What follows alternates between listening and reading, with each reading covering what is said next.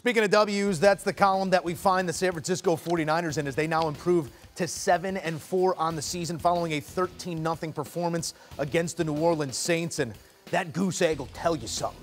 This San Francisco defensive unit flying around, swarming to the ball, and keeping that 0 on the scoreboard. Now 6.5 quarters of scoreless football by that defense consecutively. And furthermore, they have not allowed a point in the second half since the fourth quarter of a Week 7 loss to the Chiefs. That was October 23rd, spotless in the second half since, as the Niners are again winners in Santa Clara.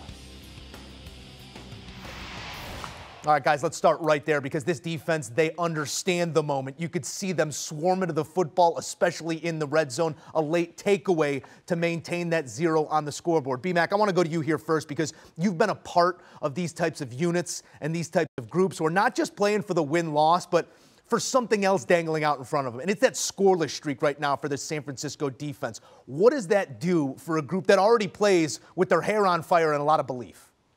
I mean, it ups the ante, Joe, in regards to expectations and marks that you're trying to reach in the year. I remember in 2008, we held 13 straight opponents to under 300 yards total of total offense. And we kind of caught wind of that. And that was something that we had, not in the front of our minds, but clearly in the back of our minds of trying to, number one, execute and do what we're supposed to do, and number two, continue to put up dominating performances. So you better believe that the 49ers are aware of what they're doing. And they just continue to reach that mark of excellence so far this season. And I will continue to reiterate this. They're not fully healthy. They still miss Armstead, Kinlaw, guys that can be outstanding players on the front. What will this defense look like when they get fully healthy, especially with the guys that put their hands in the dirt? Man, they're a championship caliber defense. So me personally, I wasn't surprised to see the performance today.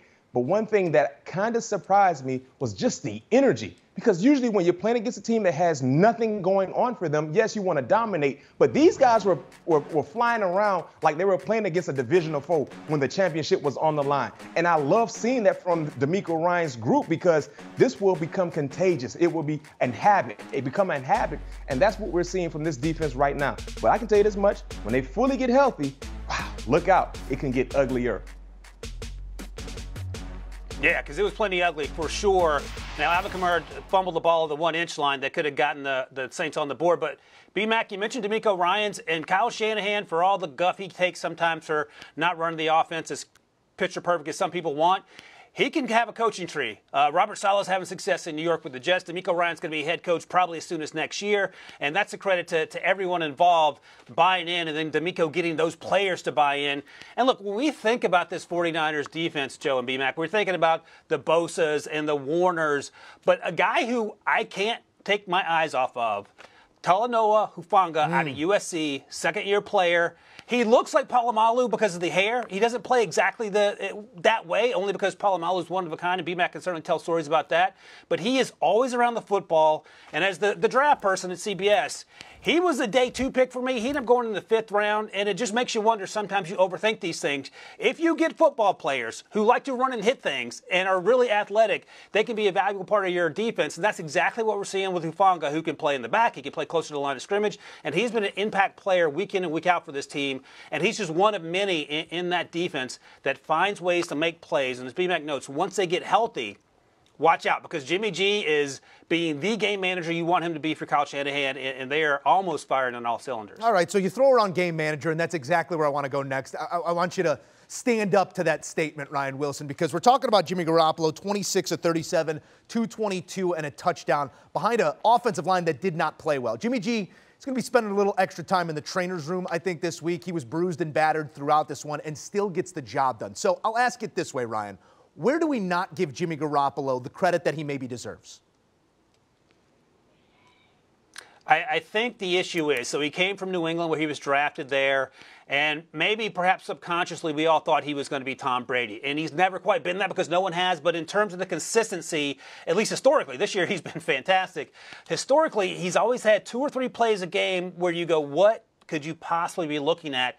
Either an incompletion that misses wildly or a terrible interception at an inopportune moment. Now, look, Alontae Taylor had a pick today that brought back a flood of memories of bad Jimmy G. It was overturned on a holding call, but otherwise he has been almost perfect in terms of what Kyle Shanahan wants. And there's a reason, Joe and B-Mac, that Kyle Shanahan drafted Trey Lance, because he wasn't happy with Jimmy G either. So maybe Jimmy G's time in the timeout box this offseason got his mind right, because he has been laser focused, and whether he ends up in San Francisco or somewhere else next year, this has been a great season for him, and I think his teammates are buying in, and he's doing everything that Kyle Shanahan wants him to do.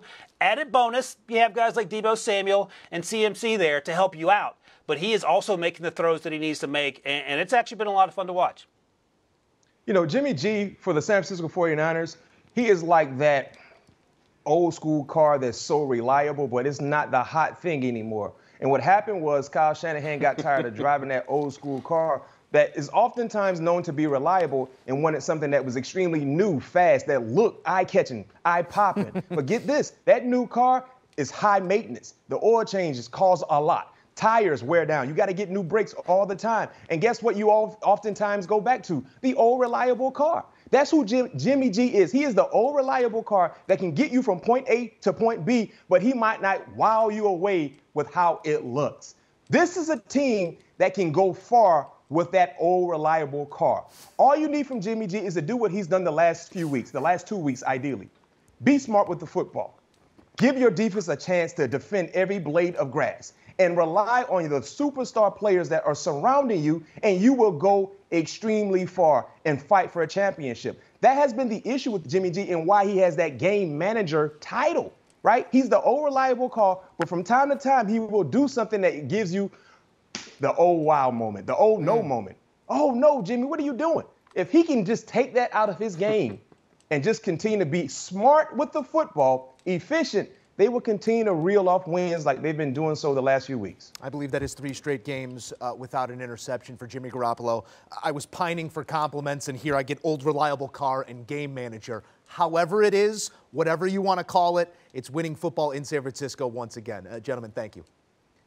Taking a look at the fantasy performers coming out of this matchup. Jimmy G, 222, the touchdown, 14 fantasy points. Alvin Kamara, you thought you had a touchdown, but think again, as there were about 6 or 7 hats around the football at the goal line, forcing and recovering that fumble. Christian McCaffrey, just 8 fantasy points here, but something to keep an eye on. Elijah Mitchell seemed to have re-aggravated that knee that sent him to the IR a few weeks back, so you could see McCaffrey as more of a feature back. No matter 8 points or less, he's going to be in your starting lineup, but could see more touches for McCaffrey in the weeks to come.